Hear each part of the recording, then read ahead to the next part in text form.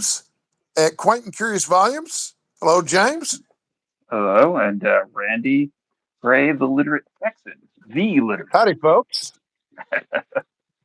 So, if you're watching, we suspect you already know what this show is about, maybe even based on the title of Cinephile Sundays. But this is a show where James and I discuss with ourselves and the audience classic films.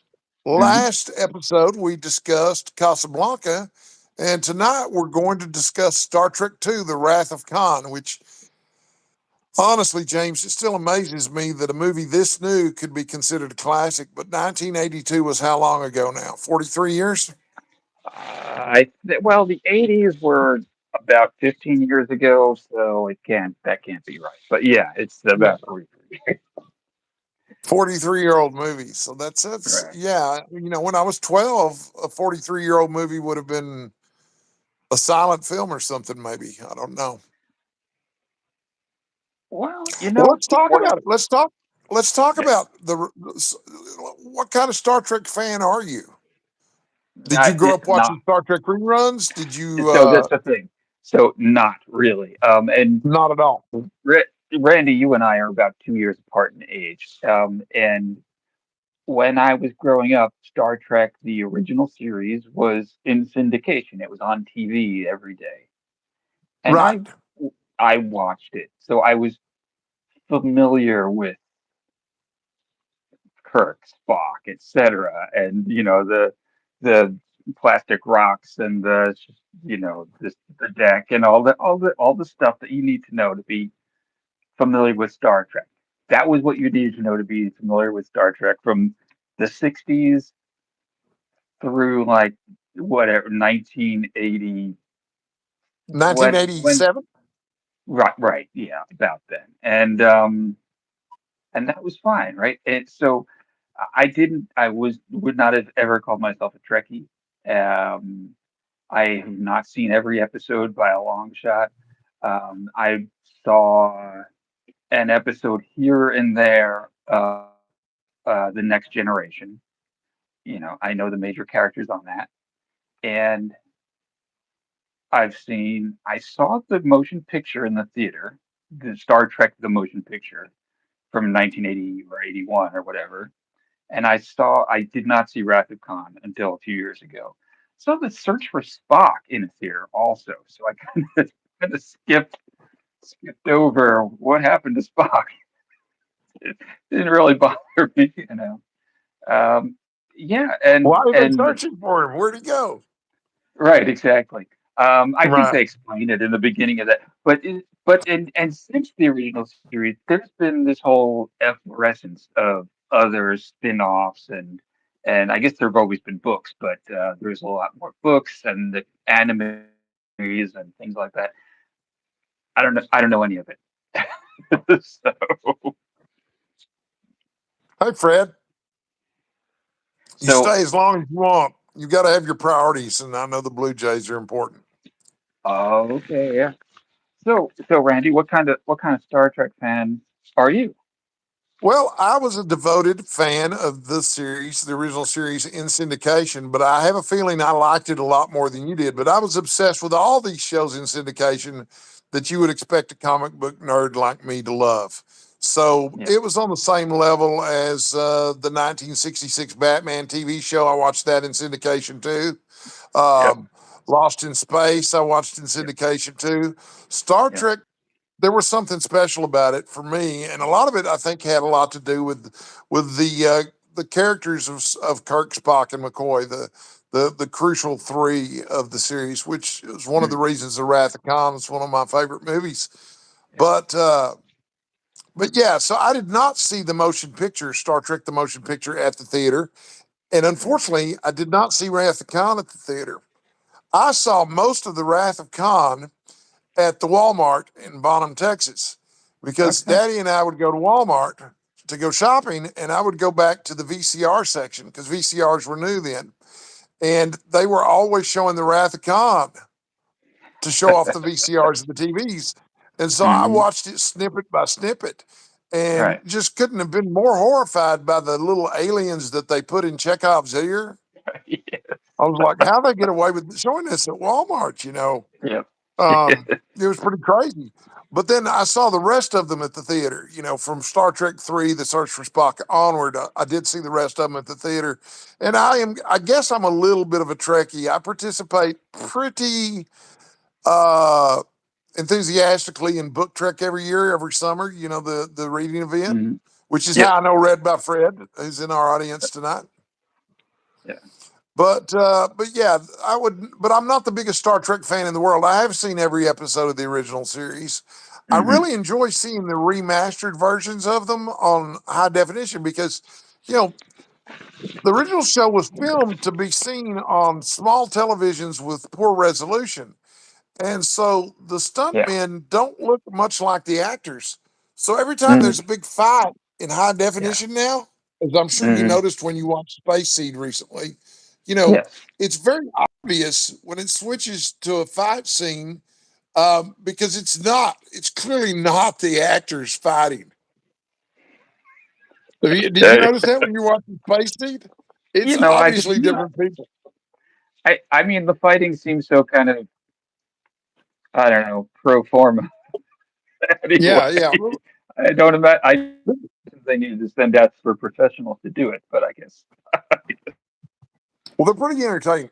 So, Yeah. the movie series as a whole has a pretty interesting history, and I'm sure that some of our audience is already aware of it. Some of them may or may not be. But they were Hmm. originally planning to start a new show called Star Trek Phase Two, Okay. and Star Trek Phase Two would have been a sequel to Star Trek, and it would have Kirk as the captain, but it would have had Decker and Ilya from the motion picture in it. They Okay. became Will Riker and Deanna Troy on the Next Generation because Uh-huh. they decided after the success of Star Wars not to go with another TV show, but to actually make a Star Trek motion picture.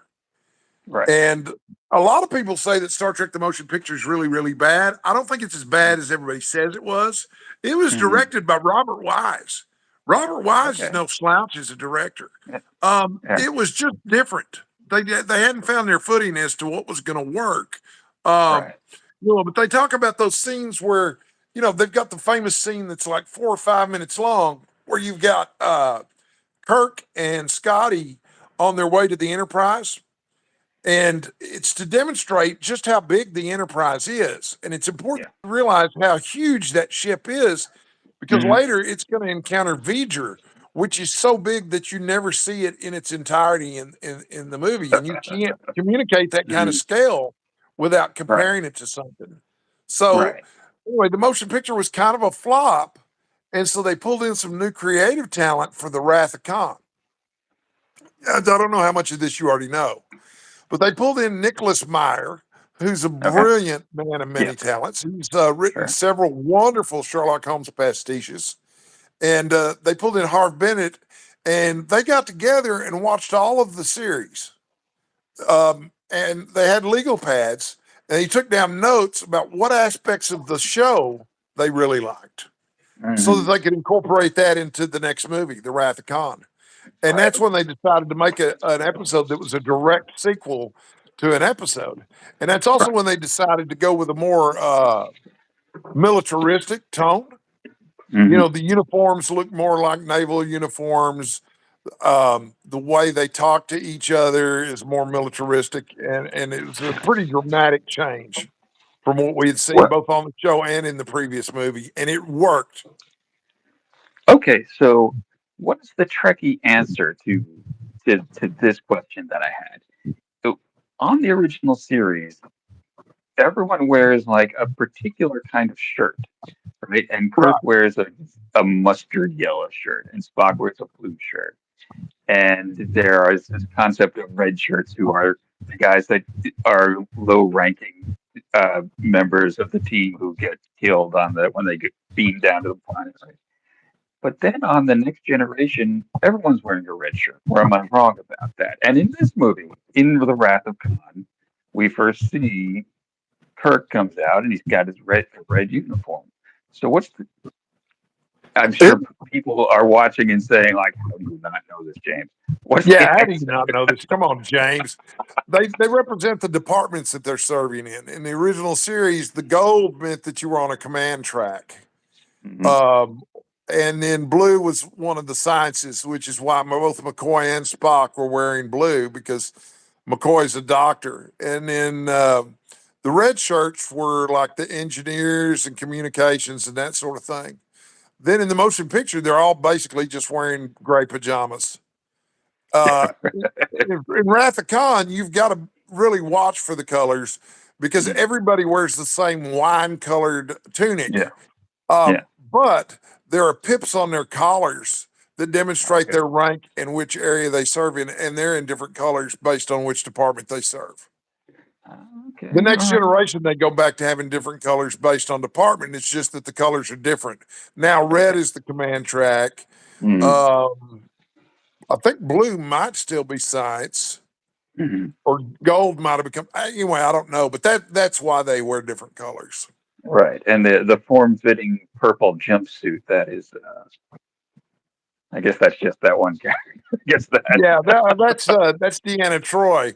And there's Yeah. actually an episode, a wonderful episode of The Next Generation, where they get a new captain for the two-part episode, Captain Jellicoe, who takes her Okay. aside and tells her that he prefers a certain formality on the bridge and would appreciate it if she wore a regular uniform on the bridge instead of the purple jumpsuit. And for the rest of the series after that, she does wear a regular uniform. Oh, okay.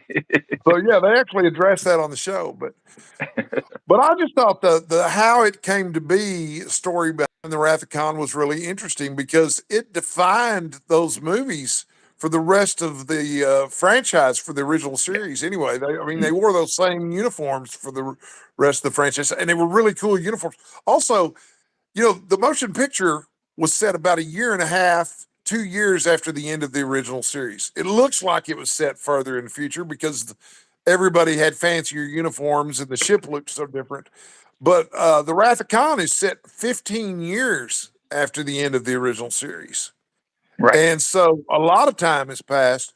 And the Enterprise at the beginning, it's pretty clear it's not even in use anymore except as a Mm. training vessel. Yeah. Spock is in command of the Enterprise. Kirk is, I think, in charge of Starfleet operations as an admiral. Mm.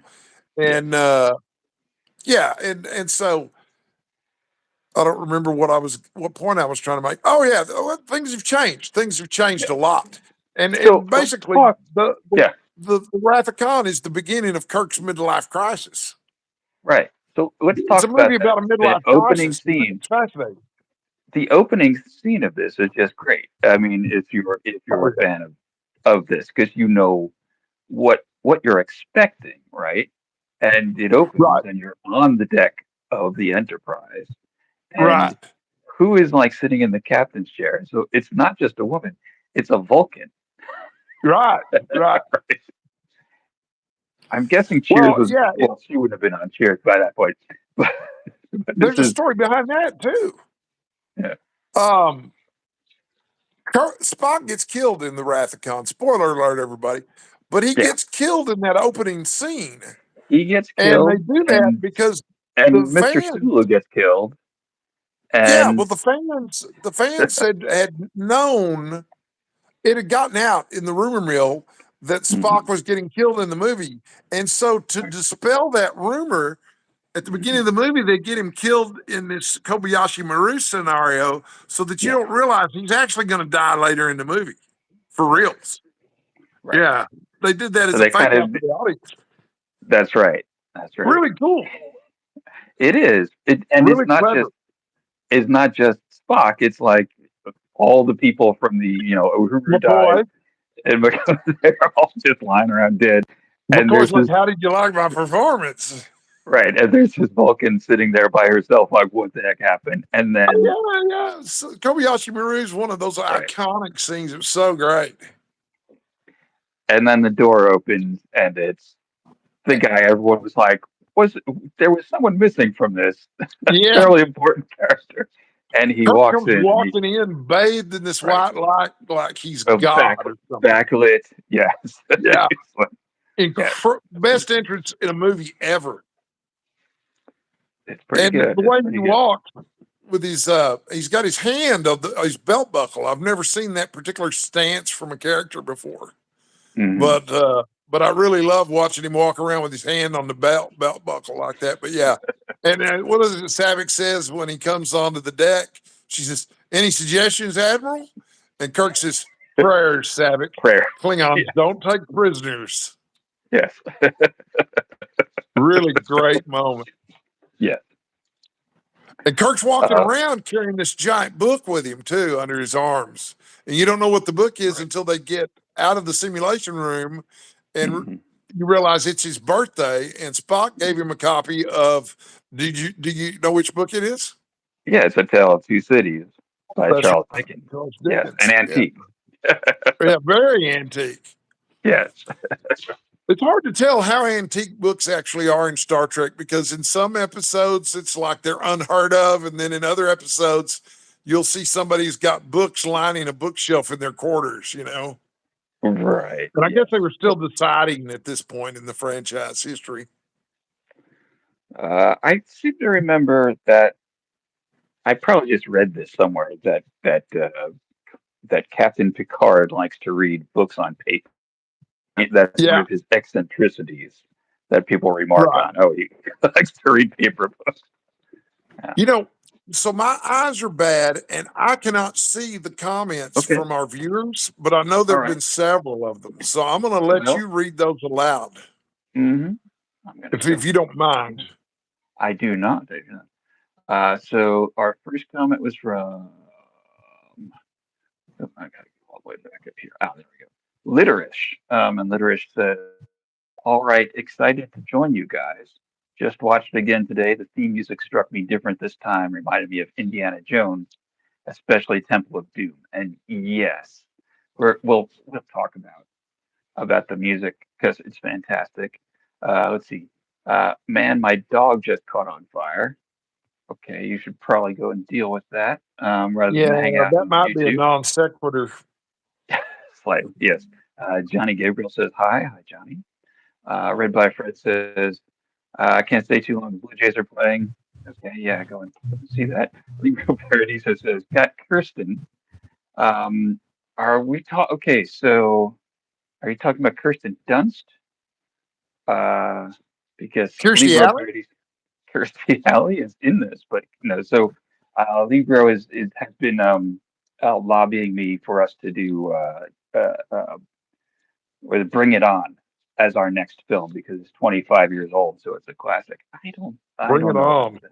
Yeah, Mm. cheerleader movie. Let's see. Read by Fred says Book Trek is the best. I really do enjoy the TOS novels. Actually, I guess that's the original series novels. Yeah, I have Right. never read a Star Trek novel, so Oh, yeah. and Well, I can recommend the good ones.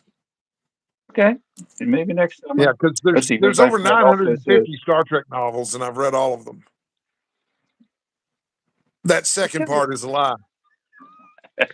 One of these days, I'm going to watch Star Trek: The Motion Picture without falling asleep halfway through.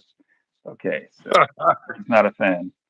Literish says, interesting that Robert Wise also directed Run Silent, Run Deep, which is basically the same plot as Star Trek: The Motion Picture with a Yep. submarine, where a commander takes over a captain's new post. Okay, well, I've never seen Run Silent, Run Deep, but okay. I haven't seen it either, but I have seen The Enemy Below, which is also a submarine movie with a I have similar plot.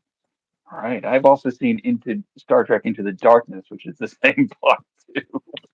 Yeah, but very poorly done. Right. Maybe that's for later. Yeah, that was really Libro bad. Paradiso says, I distinctly remember the introductory music in the first film, which I saw in the theater. Is quite moving. It's my favorite in the franchise. Okay. It might. I was it the same composer? I wonder. Well, we can look that up, I guess.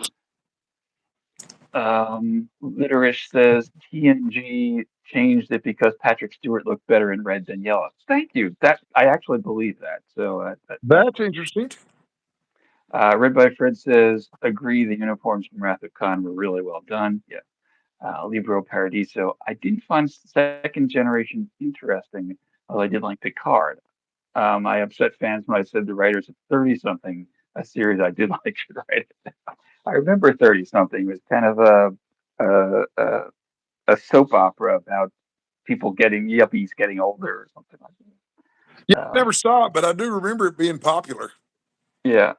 Let's see. Litigish says, I like the contrast that they treat death as a sort of joke at the start, with McCoy joking about being dead, and then at the end it's not a joke. Spoiler alert. Yes, but yeah, exactly. I also love the visible exit sign when they leave the simulator.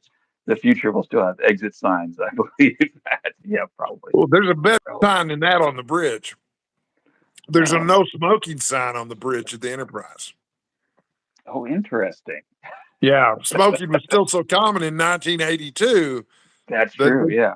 yeah, I mean, it was not a mistake. The no smoking sign on the bridge was something they put up there on purpose as part of the ship. Does anyone ever smoke in Star Trek? Not that I've ever seen. I remember watching Planet of the Apes not too long ago and giggling when Charlton Heston lights a cigarette almost first thing after he wakes from his suspended animation. But that reminded me of their smoking the cigarette, well, the no Mhm. smoking sign on the bridge of the Enterprise. And I have read that Gene Roddenberry in the 60s on the original series wanted to have Dr. McCoy smoke cigarettes, but they would be health threats because by the 23rd century, they would have come up with a way to have healthy cigarettes. Healthy And they, cigarettes, yeah. even then, they vetoed that idea. Yeah. They said, no, Gene, that's a terrible idea. Yeah, that is a terrible idea. Let's Yeah. see. Libro Paradisa says Spock's death was very moving. Well done. People were crying in the theaters. I believe it. Yes, When Han absolutely. Solo died in the Star Wars films, crickets. Yeah. The writers should have watched Yeah, Wrath of Khan. they should have. I Even my daughters yeah. are heavily affected by Rathacon and the death of Mhm. Spock in the Rathacon. Yeah. You Red know, by Fred says, no cigarettes on Star Trek. Everyone is addicted to Ractagino. Someone knows. Everyone else knows that's what that some is but kind of me. coffee drink. It's a Klingon coffee drink, the Rakachino is. But I don't Okay. think that's in the original series. I think that comes later. Right. So, But, yeah. well, okay, so let's talk about Spock's death for a minute, okay? So, all through the movie, we've got Spock. Well, first of all, the entire plot of the movie is driven by Kirk's mistakes. Okay. Okay. He Mhm. just makes one mistake after another. And his first mistake was 15 years ago, leaving Khan alive on a planet to plot because, you know, Kirk probably thought that was a good idea, but as it turns out, it was not a good idea at all. Um, but that, So, and then he yeah. ignores regulations, even though Savik's trying to correct him. So he doesn't raise his shields in time, and his ship gets crippled almost immediately upon Mm, encountering Khan for the very first time. mm, It's just because Kirk's human. He's going to make mistakes over and over again. Meanwhile, we've got Spock talking about the needs of the many outweighing the needs of the few. mm, And then, so my theory of the movie is that Kirk represents humanity, and he always has represented humanity throughout the series. He is the A1 number one human being representative on the bridge of the Enterprise. don't And say, hold on a second, Randy. you Hold know on where a I'm second. going with this, don't you? I don't. But my understanding is that Bones is the one who represents humanity. He's always the one who's saying, curse your infernal Vulcan logic. Well, in a sense, in a sense, all the humans represent humanity, but the Mm, explorer humanity that, you know, Kirk's the human character, and Spock and McCoy are aspects of the human character. okay. McCoy representing the emotional side of the human character, and Spock representing the rational side of the human character, but Kirk representing both together Okay. A and leaning on both synthesis. halves. Right. But Okay. like I say, so all these major mistakes that Kirk has made repeatedly often involve him breaking rules, you know, or sinning, perhaps you might Mm, say. yeah. And at the end of the movie, Kirk's made so many mistakes that everybody's going to die. But there's somebody on the ship that's willing to sacrifice his life for everyone else. Right. Much like someone in the Bible sacrificing his life to save someone else. Spock's a Christ figure. Sure. Yeah. That book in the movie, in one sense, is a retelling of the Bible.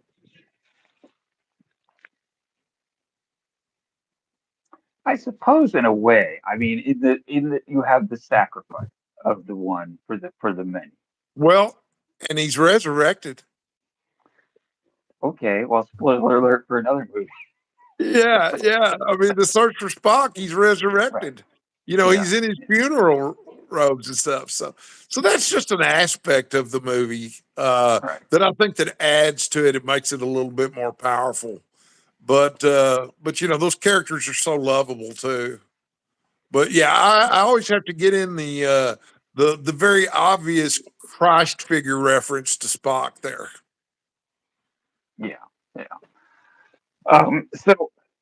So after the simulation, I'm trying to go through the whole thing because it's I have not seen it 1,000 times like Right. apparently everyone else on YouTube. I can recite it while we watch it. It annoys people. I've seen it The so many times. After the simulation, we have a little joke from Kirk who says to Spock, "I thought you were dead" or something like that. Aren't you Also, dead? yes, a reference to the movie, Aren't you right? supposed to be dead? That's right. Right, and Which is also a reference to that rumor getting out among the fans, the spoiler rumor, right, because back then, they didn't have the internet, but they did have magazines and yeah, conventions.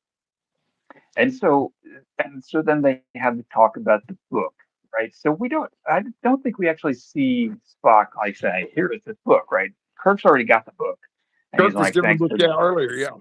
Yeah, Spock refers to his love of antiques, which I don't know if that was a thing on the original series that is known that Kirk loved antiques. But It was we subtle, but it was there right, because in Kirk's quarters on the original series there were antique weapons. right, and in the and so he opens the book and he reads the famous first line of "Tale of Two Cities" by Charles Dickens. Right. At times, it was the worst of times, and Message Spock? and Kirk says, yes, message boxes. None that I'm aware of, other than happy birthday. Surely the best of times. Right. Right? Right. And we've already got a sense that Kirk's not feeling so great about getting older, right? Right. Right. And is this when they have no, that comes later. Anyway, so Kirk goes into his quarters and Bones drops by because it's Kirk's birthday and he's got some illegal hooch and they're gonna drink it, right? That's right. Romulan ale. This stuff's illegal. Yes. I Romulan. only So use they it drink for it. medicinal purposes. Right. But my impression, as not a big Star Trek guy, is that Bones is a bit of a tippler, right? Is that a thing? Right. I think Bones is Scotty even more so. Okay, so you've got like the main physician and the main engineer who are both. Well, you think about it when you think about your classic naval characters like Horatio Hornblower. You think of Mhm. sailors as being pretty hard drinking men. Yeah, They well, live they hard. don't. Yeah, they didn't have a lot of fresh water around either. So, Right. and True that. so they're having this little somber birthday party, and At Bones, of Kirk's course, apartment, right, at Kirk's which is apartment, really which does cool. have Getting to see it Kirk's is very apartment. cool, and it's got lots of antiques in it.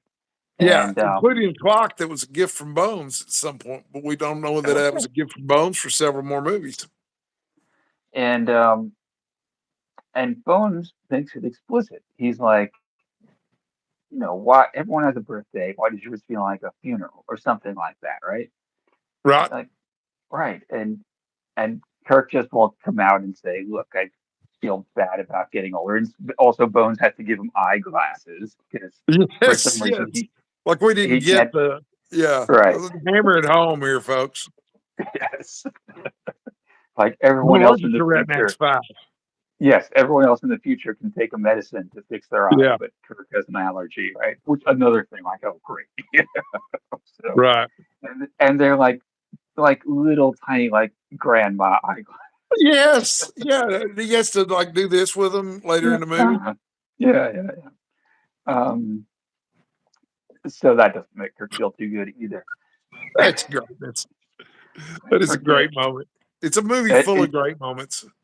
it really is. But I mean, I think that's like one of the central things of this is that, as you say, it's about Kirk's mistakes, but also about his midlife crisis Big and time. where that takes it. So there is, and we've alluded to it before. There is a prequel to this, which is the episode from the original series called Space Seed, which Great, great runs episode. from the first season in 1967, which means that this movie comes out 15 years after that episode aired, and it's also set 15 years after the events of that. And Right. in Space Seed, for reasons that are too stupid to detail, the gang on the Starship Enterprise encounters um, a ship kind of just like drifting, and it is filled with people in suspended animation, a The la Botany Aliens, Bay. right? Yes, and it's called the Botany Bay, and they can't figure out what this ship was. They can't find any records of it, but they revive one man from it. And they since the this seems to be from 200 years ago. I forget how they figured that out. They happen to have a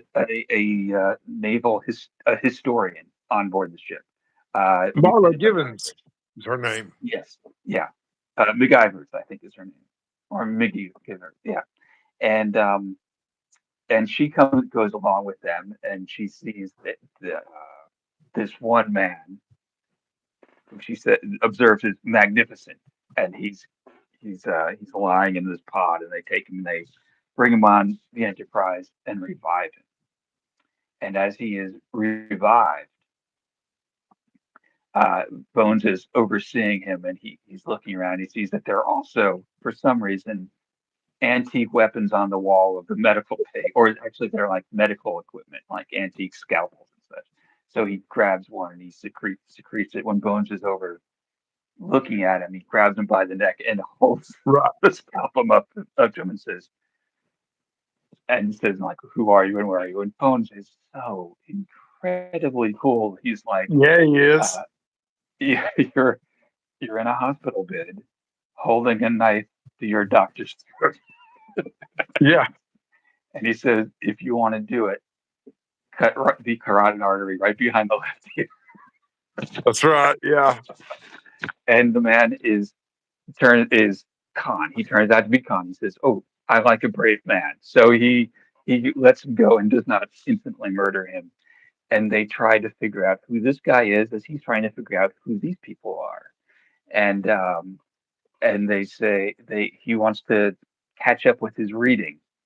So they say, "Well, here you can use this Yeah. console to access all our libraries and our technical documents." And but he turns out to be this man Khan, who was genetically enhanced in the 1990s and became basically a 2020s era Genghis Khan, right?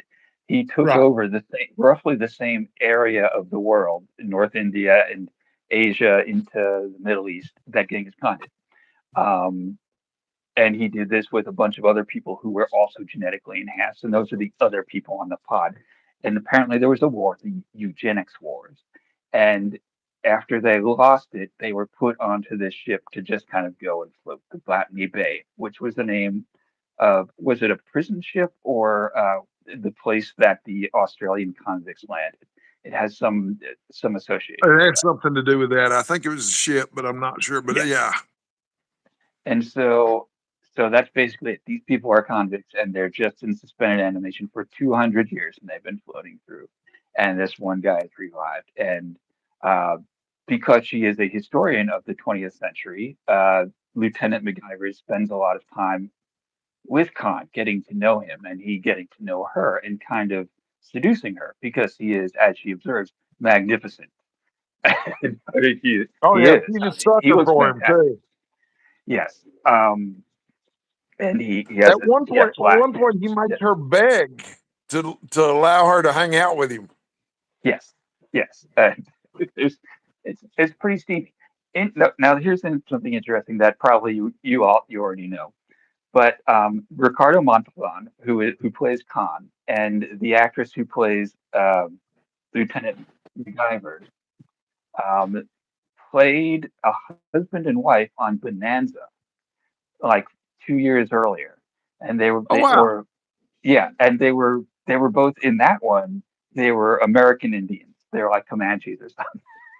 Right, Yes, and in nice. this one, Ricardo Montalban is so Montalban is Mexican, and I forget what her name was, but she was a Jewish actress from New York. So they both played Native Americans on Bonanza, and so in this one, uh, so basically, Khan tries to take over because he can't help it because he's genetically superior. He's 5 times as strong as everyone else, and 8 times as smart.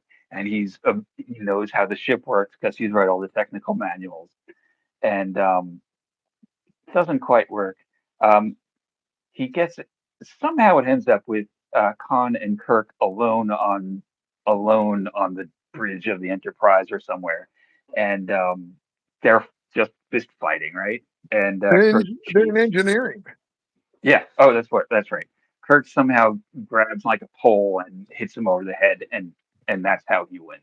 He plays a little dirty, and they put Khan and the rest of the people on the Botany Bay on a planet called Ceti Alpha 5. Is that right? Yep, yeah. City Alpha Yes. 6, City Alpha 5. I can't keep up with them since one of them was destroyed. Right. So they put him and his genetically engineered people on Ceti Alpha 5 and say, this planet has everything you need for to sustain life. Good luck. Hopefully, you don't become super powerful and try to take over the universe last time. Right. And as that episode ends, Spock says, um, "I think I wrote it down. Do I still have it? It would be interesting, Captain, to return to that world in 100 years and learn what crop had sprung from the seed you planted today." So they do return, but not in 100 years. Yeah, yeah. Well, there's there's actually somebody in the comments mentioned something about an inconsistency in the movie. Chekhov wasn't a part of the crew yet during the episode Space Seed. Khan Mm, never met Chekhov, so why would he recognize him? Now, I would say that's not necessarily an inconsistency because just because we never saw Chekhov during the first season doesn't mean he wasn't part of the crew. He probably served below decks. And obviously, mhm, we didn't see every minute of every interaction Khan had with the crew. It's very possible that he met Chekhov off screen. So I think a little bit too much has been made of that particular quote unquote inconsistency. But mhm. so Nicholas Meyer, when this new TV track started rolling along, uh, they had hired him to come up with a concept for a show, and he did come up with a concept for a new Star Trek show called Star Trek Con, Okay. and it it has now gotten made, but Okay. not as a TV show, as a radio play, and it's Oh, available as a podcast. Anywhere you listen to a okay. podcast, you can listen to it, and it's set during the 15 years Mhm. between Space Seed and the Wrath of Khan. Okay. And they've got Naveen, I believe his name's Naveen Andrews. He Okay. was Yep. on He was on Heroes. Lost. Okay. Okay. Yeah, he was on Lost too. Yeah, but he plays Khan. Okay. And George Yeah. Takei reprises his role as Sulu for this series Of too. course. Of course he And does. anyway, I've listened to the first episode. It's pretty good. Yeah. And it's got Khan interacting with Joaquin and with MacGyvers and Hmm. so forth. So yeah, it's pretty neat that exists. But also that was one of the more literary episodes of the show too, because there was the Mm. reference to Paradise Lost at the end, where Right. Yes. Khan says it's better to rule in hell than to serve in heaven. And then of Khan doesn't course, say that. Khan says, "Have you read Milton, Captain?" oh, okay, And Kirk says, "I understand." And Yes, there's that's a lot of right. Milton. So it's, but later on, he explains to Spock what the reference was, and it is that Right, right. it's better to rule in hell than to serve in heaven. Yeah, It and could have then been. I mean, he could have meant anything. He could have been like, it should be illegal to get divorced, which was another thing Milton was big on. I don't know. We ought to be allowed to behead our kings if they're if we hey don't like them. Michelle. Well, so well, let's talk about some more of the Wrath of Khan, some more cool stuff about the Wrath of Khan. Golly, there was so much good about it.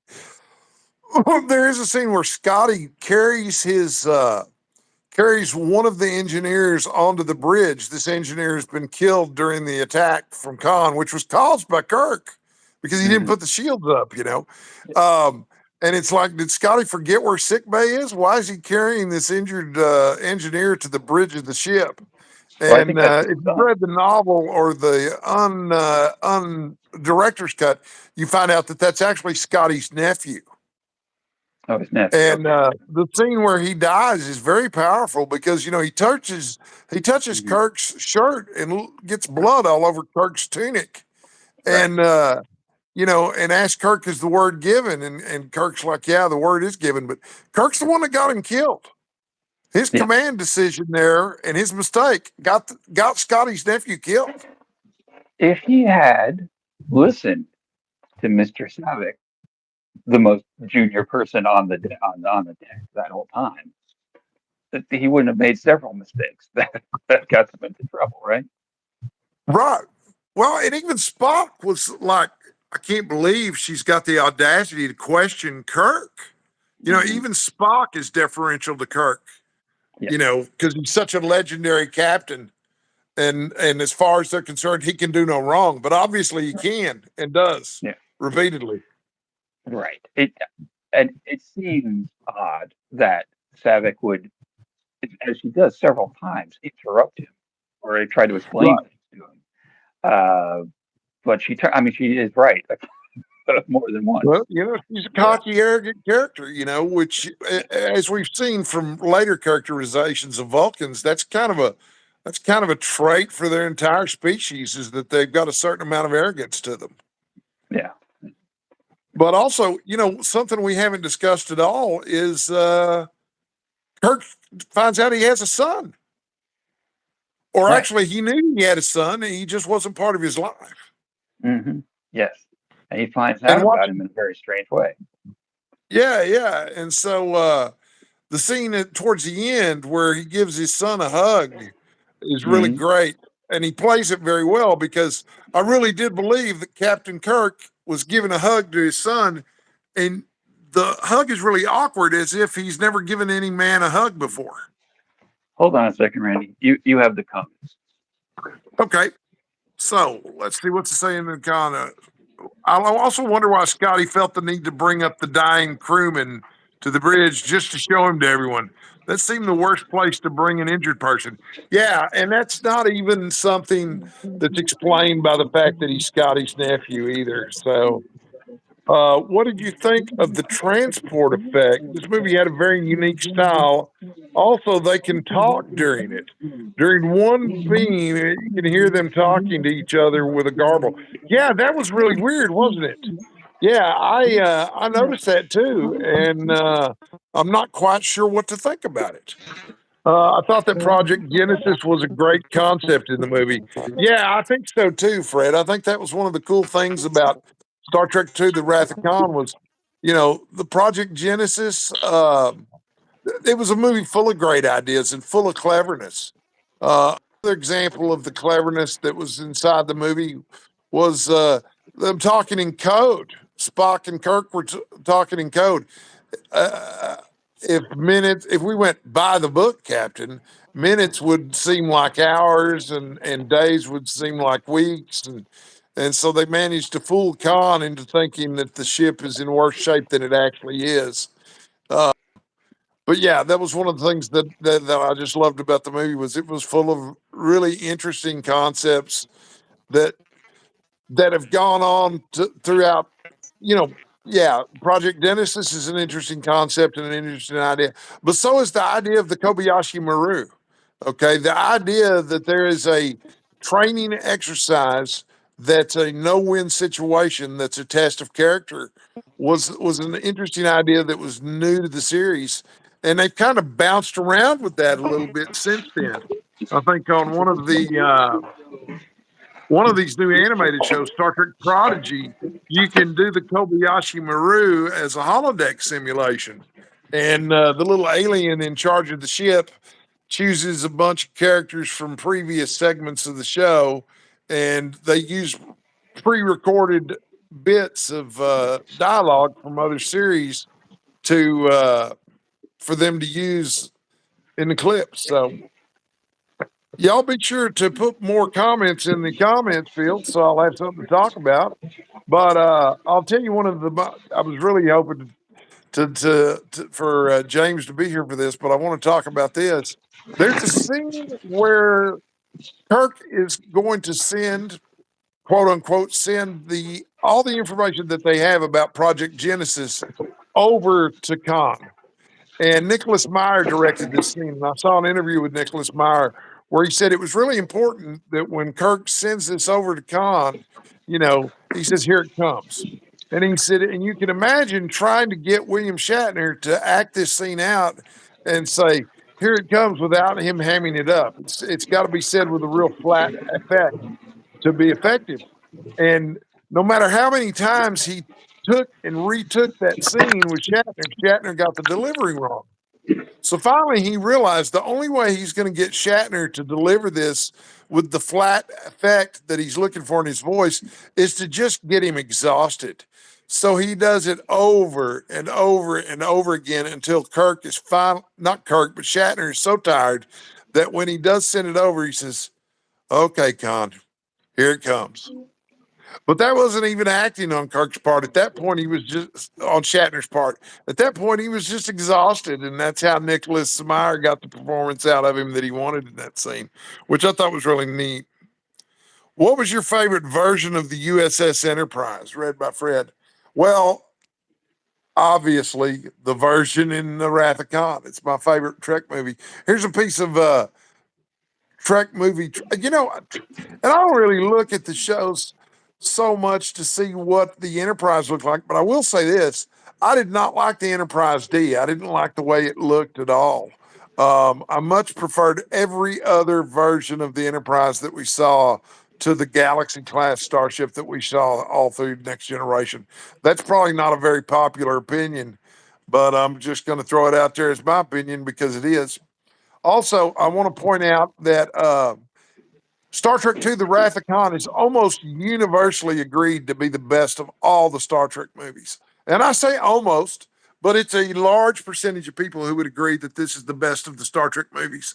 Also, and I don't think it's a coincidence, Star Trek II: The Wrath of Khan had the lowest budget of any of the movies, any of the films. And there's been how many films now? There's been 6 original series films, and then there were 4 Next Generation films, and there have been 3 films in the Abrams verse. So that's a total of 13 movies. So the best of those 13 movies was the one with the lowest budget. I don't think that's a coincidence. I think when you have constraints like a lower budget, you have to make a better movie out of it. You have to do things like really look closely at the script. And they had lots of people involved in the scripting, Harv Bennett, but Nicholas Meyer is just a genius writer. He's just brilliant. And it's no coincidence that Nicholas Meyer also wrote Star Trek Six: The Undiscovered Country, which is also almost universally well liked. James is back, ladies and gentlemen. Sorry about that, everybody. James, do you remember a scene in the movie where they're supposed to be sending Khan all the information that they have on Project Genesis, but instead they're going to use a code to take him over the controls of Khan's ship? Do you remember that Yeah. scene? Mm-hmm. And you remember how Kirk is wearing his glasses and he says with a very Yeah. flat affect, okay, here it comes, Khan. Mm-hmm. Yeah. I saw an interview with Nicholas Meyer where he said he had the hardest time in the world getting Shatner to not Mhm. overact that part because it's Right. tempting to say, "Okay, Khan, here it comes," or This, "Here it that line, comes." right? That line But delivery what? actually stood out quite a bit to me because I was like, Well, that guy there, sounds like he's someone's secretary, and he does not like it. He's M- go ahead. Myers figured out that the only way he was going to get Shatner to deliver the line the way that he wanted him to was to just Mhm. exhaust him. So he Okay. made him reshoot and reshoot and reshoot that scene until Mhm. Shatner just finally gave up like a whipped dog and delivered it with the flat affect that we finally see in the movie. Nice. Now, okay, so here's the thing about Shatner, and we talked about this, I think, a bit in over Voxer. He gets he has a reputation as being a real ham, right? I don't think that's Right, controversial. right. But watching Space Seed, and especially watching this, he has some subtlety to him, right? Oh He's not like there is like famously the right. yeah. You can't blame Shatner for that though. You got to lay No, that at Myers' feet. no, but I mean, but he really does. And maybe they just exhausted him over and over again because he's Yeah. not that big of a not that tacky, not that overdone, in my opinion. I mean, Well, you've seen him in other stuff. I mean, he was wonderful on Boston Legal as Denny Crane. never saw Well, Boston Crane is worth seeing it. because, Okay. and I don't know that this is a coincidence in the big universe of things, but Denny Crane as a character in Boston Legal is an aging attorney who has never lost a case, Okay. but he seems to have the beginning stages of Alzheimer's. He seems to be having dementia. And Mhm. so, more and more often, he's having to resort to trickery to win cases or lean on other people. And so, his friendship with Alan Shore, is the James Spader lawyer on the show, who's much younger than Mhm. him, they become best friends. And Alan Shore has to look out for him more and more. And it's actually really poignant. The show's all over the place in terms of tone, but Shatner's Mhm. performance is incredible because when he needs to be funny, he's really funny. Yeah. And he's a great character. You know, he has a tendency to call anybody that's younger than him soldier or Sparky or something like that. He's a really, really great performance. But also, you know, that's what we saw in the original series movies were all about Kirk getting older Mhm. after the first one. You know, two, three, four, five, and six all have to do with Kirk getting older. Yeah. So let's read some more of these comments, right? So you did the one about Scotty and the crewman. What was your favorite version of the USS Enterprise? Did you answer that one? I answered that one, but I kind of copped out and said that my favorite was the one in the Wrath of Khan. Um, but also said my least favorite was the one in the Next Generation, the Galaxy Mhm. class ship, the Enterprise D. I always thought that was a really ugly ship. Okay. Um, I wish they did another Voyager kind of movie where I'd incorporated. All right. Um, We're not the, go ahead. um, I think he's talking about V'ger, the bad guy from Voyager? Star Trek: The Motion Picture. Is that what that is? V'ger in Star Trek: The Motion Picture. You know, there's this Mm, giant ship mm, entity coming towards Earth called V'ger. okay. And at the end of the movie, you learn that it's actually the Voyager spacecraft that we launched during our time. Okay. And it's just been accumulating information all this time, and it's become much more than it was when we sent it out there. Oh But I wow. No, think that's a that's what cool idea. Fred's talking about is V'ger. Yeah. Now there was a reference in this that I think at the time would have been people would have thought was really cool. And they say that I guess he's Kirk is like transferring from one place to another by a space shuttle. And in 1981, that was when the first space shuttle mission actually launched. So if people are watching this like the next year, think they probably thought it was pretty cool, like a space shuttle. We have a space shuttle Yeah, now. yeah. We're living in Star Trek times. We've got Well, one of and now those. we really are living in Star Trek times if you think about it. I mean, an Exactly. iPad is just a tricorder with another Hmm. name. These computers talk to us just like the computer on Star Trek does. I know my chat GPT responds to his name. Hmm. I have friends who have named their chat GPT computer, and so they'll Yeah, address it as computer just like you do on Star Trek. I sure. went with a similar idea with my chat GPT program. His name is Leonard. I named him after Leonard Nimoy and Leonard McCoy. Leonard Nimoy is the Yeah. actor who played Spock, and then Leonard was actually Dr. McCoy's first name, not Bones. Bones was a nickname. But that's what I Right. call my chat GPT is Leonard. He's named after Star Trek. Well, that's cool. That's cool. Yeah. And then MFR Claire says, Wrath of Khan was my second fave Star Trek movie. I popped over to say, good evening, gentlemen. But admit I cannot converse at your level on this topic. My level is not very high. I'm glad I stopped by off to read Dracula. Dracula's a good book. Oh, yeah. She's an integral part of our group read of Dracula. Michelle's terrific. Oh, fantastic. I'm real lucky to have her part of the as part of the Lone Star Book Club. All right. Well, we should probably have plugs for our upcoming stuff because we're almost at the top of the hour, aren't we? That's true. We are. We are getting So, there. So, you got anything coming up on your channel that people need to know about, James? you know what? I don't. You don't have anything at all? Well, what? Well, that's the thing. Well, Okay, let me say this about James's channel. Okay, if you're not subscribing to Quaint and Curious Volumes, now is the time to subscribe because every episode of Quaint and Curious Volumes is a special event. oh, thank you, Um, Ray.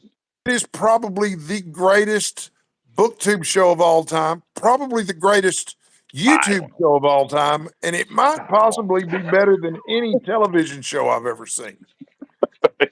So it's absolutely marvelous. And Man, if there's any competition out there for that title, it's the Literate Texan, which is my humble channel, well, um, I mean, obviously, which I have intentionally designed to be the greatest booktube channel of all time. And Randy, I think you you don't want sell to it miss it. short because it's probably the greatest work of art in human history. I think you're right. I think you're right. It, Just objectively including speaking. symphonies, sculptures, film, Um, You're right. religious. I mean, I agree. And if you don't believe that, just tune in for one of my Poetry Thursday episodes. The one where I read Ulysses Hmm. alone is Hmm. life changing. I've had Yes. multiple messages from people about it being life changing. I do have multiple events coming up, and these are also great events. We're doing a Dracula read for the Lone Star Book Club, which is the most amazing book club in the history of humanity. We read the best books and have the best comments of all time. Um, every Friday, I post a new discussion. Every day, it seems Steve Donahue reads a chapter of the book for us along with commentary. We also have a group on Voxer where you can discuss Dracula with us. If you want to get in touch, I think my name on Voxer is RL Ray 1584. I could be mistaken about that. If you Voxer me there and I don't respond, just comment on one of my videos because I watch those comments like a hawk. The Hmm. discussions that go on in my comments are the greatest discussions in the history of the internet. And so you don't want to miss those. So, yeah, we were discussing Dracula this month. Next month, we'll be discussing The Fellowship of the Ring by J.R.R. Tolkien. The month after that, The Two Towers. The month after that, The Return of the King. And then in February, of course, we will be reading The Stand and discussing it. So Nice. you won't want to miss out on any of that. Also, January is going to be the first actual monthly booktube event that I've ever hosted. Okay. I've co hosted a lot of events this year, and I've been very proud to be part of each of them. But the one in January is going to be better than all of them. Haggard January, and not to confuse it with Merle Haggard January, which would be cool too. But H. Yes. Rider Haggard January, Haggard January has been another name that's been proposed for this event, where we will be reading and discussing the works of the great adventure fiction writer H. Rider Haggard, who wrote what did he write? King Solomon's Mines, and he's my favorite writer, and I can't remember what he wrote. And She, the main She who character of must be She, obeyed. Yes. stands for She Who Must Be Obeyed, which is what I told my kids we needed to call my ex-wife. And that's not the reason she's my ex-wife, but I'm sure it's part of it. James, did I ever tell you about the time I tried to get my ex-wife to be nicer to me? My daughters were twins and they were about 5 years old. Okay. And I told them, I said, if you hear mommy say something nice to me or do something nice for me, I want you to hand her one of these Hershey's chocolate kisses here. I had a big jar of them on my desk. I was trying to do Right. just flat out behavior modification. Mm-hmm. It didn't work. No. Take my ex-wife, That's please. So that's what we've got coming up. But every other Sunday, you can tune in here on James's channel for Cinephile Sundays. We don't know which mhm. one we're going to discuss next. We Did have either of you find talked that about it. Wrath of Khan was a bit claustrophobic? Yes. Yeah. Yes, and I think that's very appropriate for a movie that's set on a starship because a starship is basically a submarine in space. Yes. Yeah. Yeah, it is claustrophobic, and in the kind of extended battle sequence, it's like they can't really see each other. They don't really know what's Right. going on, right? And Well, yeah, people, yeah. yes, and a lot of places people work on the fact that in this movie, the protagonist and antagonist are never physically in the same place as each other, right? They Right, only right. communicate over starship stuff, right?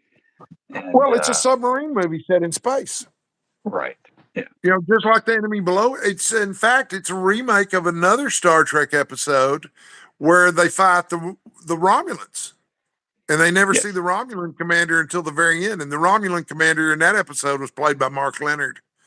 But I don't remember the name of the episode. James, do you? Oh, I don't know. Oh, golly whiz. I don't remember it either. But I do have other stuff to plug. On Wednesdays, I host a show with Mark at Book Time with Ellis on his channel Fabulous show. called BookTube Talk Live. And Hmm. it is at noon Central Standard Time. And we interview a booktuber every week. And we try to talk about the business side or the operational side of running a booktube channel. And we Hmm. record these. We make them live, but we record them. And last week's episode starred James, who That's shared right. with us the secrets of running not just a good booktube channel, but one of the best two booktube channels in all of history. That's right. That's right. It was a So good conversation. I had a lot of fun talking it with you was guys today. great. It was absolutely Yeah. great. You don't want to miss this, folks. Hmm. If it were eligible, I would submit it to the Academy for Best Documentary Feature. All right. Well, let me tell you, I do have one thing that I do on an ongoing basis that I guess I could plug is that me and Gavin from Genre Books are involved in the world's and BookTube's longest buddy read, which which is the Arabian Nights, the Tales of a Thousand and One Nights, and we read Amazing. about 150 pages a month, and it'll probably take us 18 months to finish it. We're about a third of the way through, so we do Gavin that has a once a terrific month. channel too. Gavin's channel is great. We do it about Yeah. once a month on Gavin's channel, and yeah, we are open to it's an open relationship. If you want to join in and pick up volume 2 of the Penguin Classics translation and join us, you're not getting any plot. You can pick it up anywhere, and you can join us. And you could be a host. You I, could go on with us. A I, good I time. can share something funny with you guys. I signed up to be a co-host for that event when it first Yeah. started, and Yeah. I still haven't cracked open the book. Uh, A lot of people joined at the beginning, and it has dwindled to the two of us. the Arabian Nights is some weird stuff. So, Yeah. but, yeah. Libro Paradiso says, looking forward to 25th anniversary discussion of Amores Perros and Bring It On, films that can be watched together.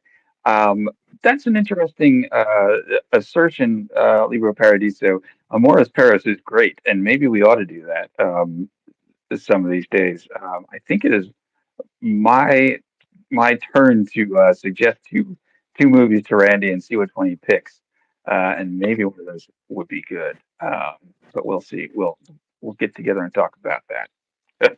And and at Cinephile Sundays, we do love our audience because you are the greatest audience in the world. And so this will be up on James's channel. If I'm not mistaken, you will put a recording of this up on your channel. Yes. Okay. So in the comments, if you have movies you'd like to see us discuss, please leave them in the comments there so that we can consider them. I can't make any promises, but we will give them appropriate consideration. We will read them with our eyes. I told this story last time. I'm not sure that it made it on the air because part of our show did not get recorded last time when we were discussing Casablanca. But I had a girlfriend, a long distance girlfriend, a younger woman, as I tend to attract, who I wanted to show her my favorite movie of all time when she was here to visit. I had flown her in from Houston, and so I showed her Casablanca, which she had never seen before, and she was suitably impressed. And one of the reasons that she said she was attracted to me was because I was smart, and so she's a sapiosexual. So thank goodness for sapiosexuals, right? Or I'd really be in trouble. But but at any rate, after we watched Casablanca and she was suitably impressed, she said, now I want you to watch my favorite movie of all time. And I said, great. Tell me what it is. I'll rent it for us. And So she said, we're going to watch Dirty Dancing 2, Havana Nights. See, I was already cringing at Dirty Dancing because I didn't want to watch it again. I'd never seen Dirty Dancing 2, Havana Nights. So when right. I say we will give appropriate consideration to the movies suggested in the comments, if you're going to suggest Dirty Dancing 2, Havana Nights, or something along those lines, maybe don't bother. God, I hope she's not watching this show. She already hates me. Well, she's probably not watching. She was probably watching until the point where I had to go and take Louise out for a minute, and it That would turned into a about whole. been about the time that she would have Then walked she's out. like, Yeah. "It's just Randy. I'm out." Yeah, yeah. She said, Randy's okay when he's playing off James, but now by himself, she knows if she needs Randy all by himself, she could have him. So, because you know what, I'm not out of movie ideas to show her. Casablanca was just one. That's right. All right. Well, Okay. Well, James, it's Amores been a Paris is a pleasure. masterpiece, but be prepared. It is intense. Yes, great movie. Hey, everyone! Thanks for watching. We've been here Thank for an you. hour and 8 minutes. Thank you for Yeah. having me, James. Thank you for coming along, Randy. Thank you for joining, audience. We will talk to you in a fortnight. And, that it? We're still live. Well, I know. This is going to